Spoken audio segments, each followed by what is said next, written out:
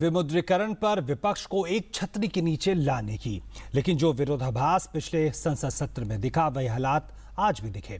कांग्रेस के नेतृत्व में कई विपक्षी दल तो जुटे, लेकिन कई बड़े दल कांग्रेस की इस मुहिम से दूर ही रहे। सवाल मुद्दे को लेकर पार्टियों की प्रतिबद्धता पर भी उठ रहे हैं तो विपक्ष के साझा समझ पर भी। दावा ये था कि सरकार के खिलाफ विपक्ष एकजुट होकर मुहिम को आगे बढ़ाएगा।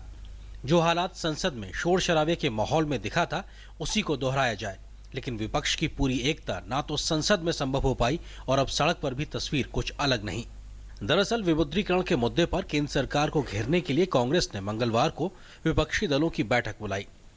तृणमूल कांग्रेस प्रमुख ममता बनर्जी बैठक के लिए दिल्ली पहुंची, लेकिन बंगाल में उसकी विरोधी सीपीएम बैठक से किनारा कर गई।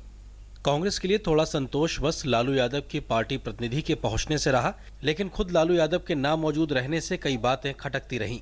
वहीं जेडीयू की गैर मौजूदगी ने फिर से एकता पर सवाल खड़े किए हैं। इतना ही नहीं, एनसीपी, समाजवादी पार्टी जैसे दलों ने भी अपने आप को बैठक से दूर रखा। यहां तक कि बैठक के बाद हुई प्रेस कॉन्फ्रेंस में विपक्ष की मुहिम को लीड कर रही कांग्रेस अध्यक्ष सोनिया गांधी कहीं दिखाई नहीं दी।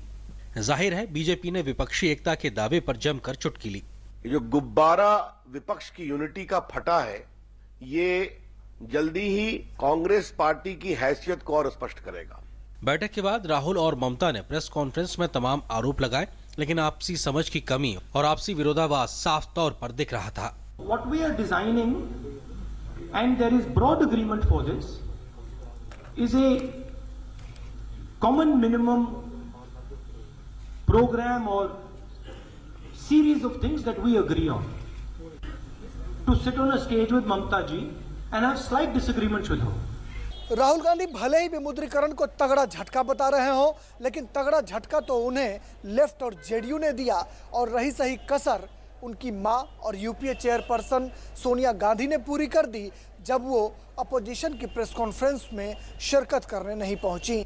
राहुल ने विमुद्रीकरण पर सरकार के फैसले पर सवाल उठाए तो बीजेपी ने पलटवार करते हुए यूपीए सरकार को इसके इतिहास की याद दिला दी।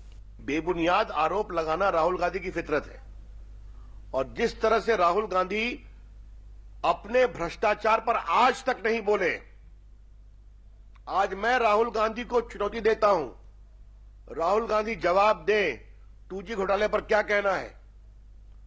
मनमोहन सिंह ने कोयला घोटाले को क्यों आगे बढ़ाया, कार्रवाई क्यों नहीं की गई? जवाब दें। आदर्श घोटाले, कॉमनवेल्थ घोटाले पर कोर्ट की टिप्पणी के पहले कार्रवाई क्यों नहीं की गई? राहुल गांधी जवाब दें। एक पर कार्रवाई नहीं की गई।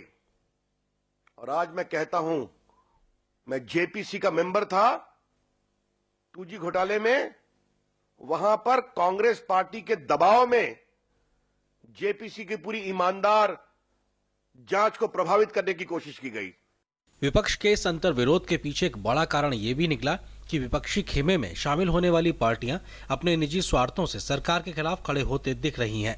कांग्रेस ने संसद के शीतकालीन सत्र के दौरान भी विपक्ष को एकजुट करने की नाकाम कोशिश की थी, लेकिन राहुल गांधी अकेले अपनी पार्टी के नेताओं के साथ पीएम से मिलने पहुंचे तो ये एकता दरक गई।